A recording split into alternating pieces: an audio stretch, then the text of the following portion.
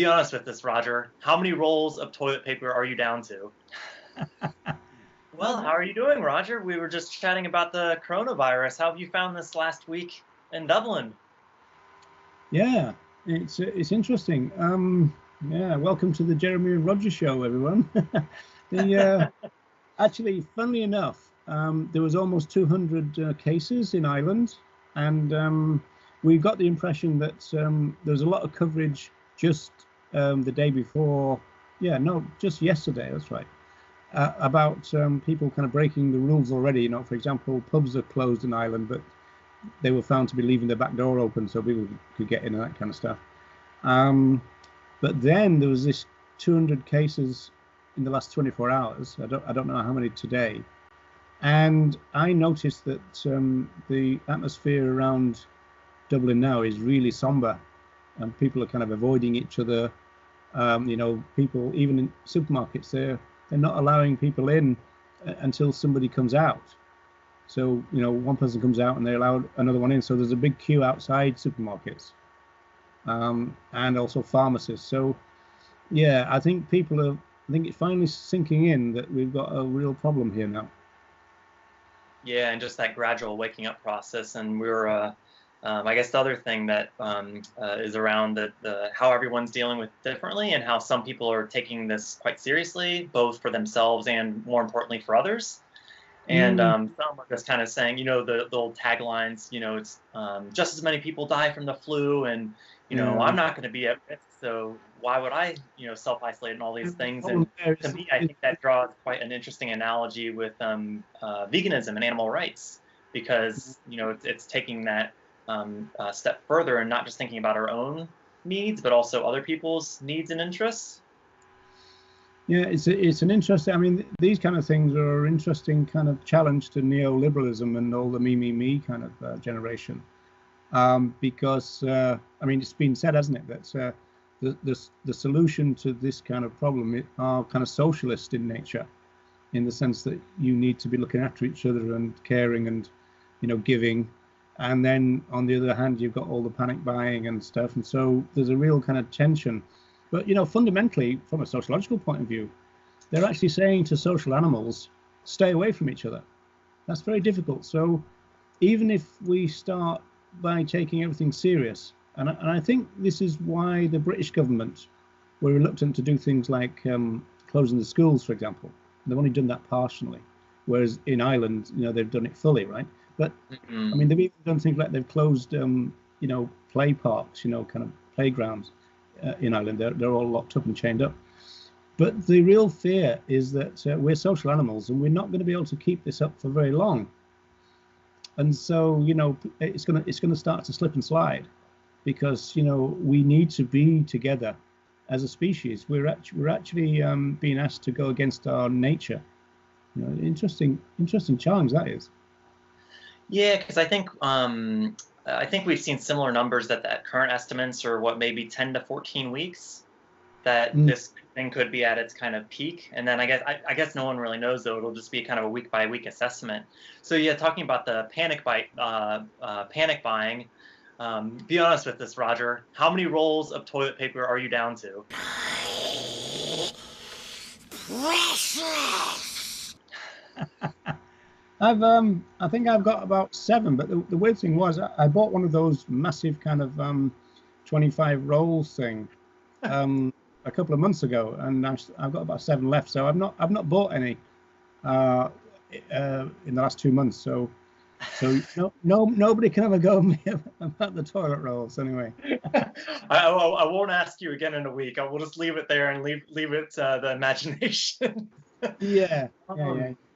Well, and I think it's interesting, because I think talking about human ingenuity, I think times like this kind of challenge us to take a step back and say, okay, we're in this situation. This is our reality. What can we do with it? And as animal advocates, how we can continue our advocacy, and then also just as good human beings, and obviously animal advocacy extends to that too. Helping and support our local communities. Have you seen any of that happening in Dublin, as far as people supporting those that are maybe more vulnerable, or perhaps interacting more virtually like we are now, to kind of help almost build the community, even though we can't necessarily give each other a pat on the back? Yeah, I have. And the first thing to say about that, though, again, sociologically, is the fact that we've got a structural problem, which is capitalism. I mean, that's why they need to keep everybody working and stuff. And that, in fact, is the very reason why Britain's got a partial schools closed down, because they want the key workers to carry on working. No point in them being at home, watching their kids, kind of thing. At the same time, there are people kind of putting letters through people's letterboxes, leaflets saying, if you need shopping and stuff, ring this number. And of course, this is where it seems that social media are really coming into it. I know a lot of people are doing something which seems a bit interesting, and obviously from an animal rights point of view is interesting, but also very crucial, which is offering a dog walking service for people who are self-isolating. I have a friend who's doing that. Yeah. Something that all the vegan groups could think about. But also, I mean, we're associated with Food Not Bombs in Dublin, and the organizer was saying, we need to think what's happening with the homeless. Although you're not seeing them on the street like we used to, but then again, we've not been on the street like we used to be for a good 8 or 9 days now. So it's all still very much in the mix. It's early days, I guess. I mean, do you think it's just gonna, hopefully, people can help support them anyway, and kind of almost breaking that social isolation in a way by doing so? Yeah, well, there are. I mean, like, on our midweek events, we do 4 to 7, and the reason for those strange hours is that we have to wait for a museum to shut at 4, and then the feeding the homeless people arrive at 7. So we kind of had to vacate the spot in order for that, but that gives us those 3 hours. But the point is, I imagine it's actually got a title. I don't like it. It said "Feeding Our Homeless." They've got written on their van, which I don't like the idea of our homeless, but there you go. But from a possessive perspective, yeah, it's a bit paternalistic and all that. I mean, it's a little bit like the Hunt Saboteurs thing and the League. I never liked, hands off our wildlife. It's not our wildlife. The wildlife, the free living beings belong to themselves. We shouldn't claim ownership in that sense. But anyway, that's just a kind of like my niggle, I suppose. But I think these people are probably adapting to the situation, because they've obviously got to organise and get people together in order to, because normally they would have maybe 20 people serving the food. Well, they're probably not even allowed to do that now, all in one group.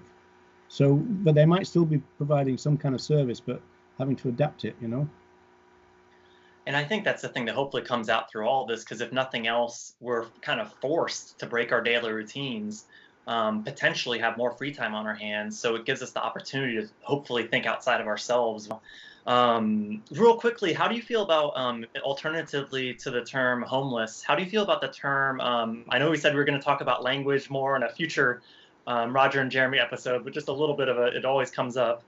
How do you feel about the term homeless versus home free? Do you feel like it's almost a bit kind of too, positive, putting too much of a positive spin on it? Or do you think it's empowering, or just a bit too far down the path of analyzing language, maybe? I'm not sure. That's one that I haven't really thought of, to be honest. I'll have to think about it and get back to you. Also, by the way, it's going to be Jeremy and Roger. We'll have to go alphabetically. Maybe we could alternate each episode. I'm not sure that'll be very good from a branding perspective if we change the name every week, but no. And of course, it is all about branding, folks. So that's very important in our movement, branding. Yeah, Well, that's necessarily not knowing about philosophy or anything, but branding is the key, folks. That's what you got to do. Yeah, well, and for those who, because my plan is to edit this and then share it on YouTube, and hopefully we can down the line maybe we'll able to do some live ones so people can chuck us questions.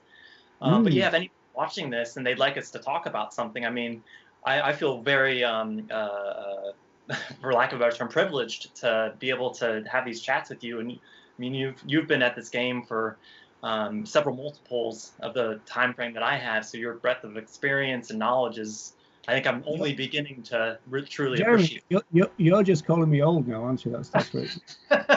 I guess you can spin it both ways, can't you? Yes, I think you can. Actually, also the technology allows you to play short film clips and stuff, doesn't it, as well? So if we've got that and the audience involved, these could be a really interesting series, and it looks like we've got a few weeks to develop it. So, you know, we might end up with a fan base. Yeah, we can give it a try.